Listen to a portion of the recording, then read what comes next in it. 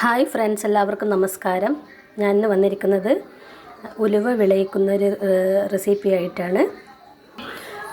കർക്കിടക മാസമല്ലേ, അപ്പോൾ ഈ ഉലുവ നല്ലൊരു ഔഷധ ഗുണമുള്ള ഒന്നാണ്. ഇത് ഞാൻ ഒരു 8 മണിക്കൂർ കുതിർത്ത് വെച്ച ഉലുവയാണ്. നന്നായി കുതിർന്ന് വന്നിട്ടുണ്ട്. ഇതിനായി നല്ല അടിക്കട്ടിയുള്ള ഒരു ചീനച്ചട്ടി ഞാൻ അടുപ്പത്ത് വെച്ചിട്ടുണ്ട്. ഇതിൽ വെള്ളം ഒഴിച്ചു കൊടുത്തിട്ടുണ്ട്.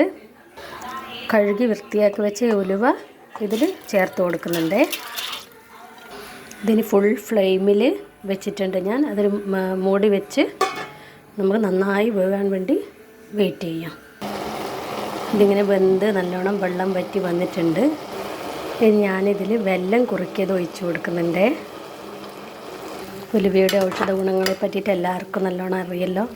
ഇത് 1 സ്പൂണ് 2 സ്പൂൺ അത്രയും ഓരോ ദിവസം കഴിക്കാൻ പാടുള്ളൂ. അത്രയും കഴിക്കാനാവുമെന്ന് വെച്ചാൽ ചെറിയൊരു കയ്പ്പുണ്ടാവുമല്ലോ. ഈ മധുരം ബാലൻസ് ചെയ്യാൻ വേണ്ടിയിട്ട് ഞാനൊരു നുള്ളു ഉപ്പ് ചേർക്കുന്നുണ്ട്, കുറച്ച് ഉപ്പ്. ഇനി ഇതിലേക്ക് 1 മുറി തേങ്ങ ചിരകി വെച്ചത് ചേർക്കാം. ഇതിലേക്ക് ഏലക്കായ് ചേർത്ത് കൊടുക്കുന്നുണ്ട്. ഇനി നമുക്ക് കുറച്ച് പശു നെയ്യ് ചേർത്ത് കൊടുക്കാം. ഇനി ഇതിലേക്ക് വറുത്ത് വെച്ച എള്ള് ചേർത്ത് കൊടുക്കുന്നുണ്ട്. അങ്ങനെ നമ്മുടെ ഉലുവ വിളയിച്ചത് റെഡിയായിട്ടുണ്ട്. കുറച്ച് നമുക്ക് കഴിക്കാം. Okay friends, thank you for watching.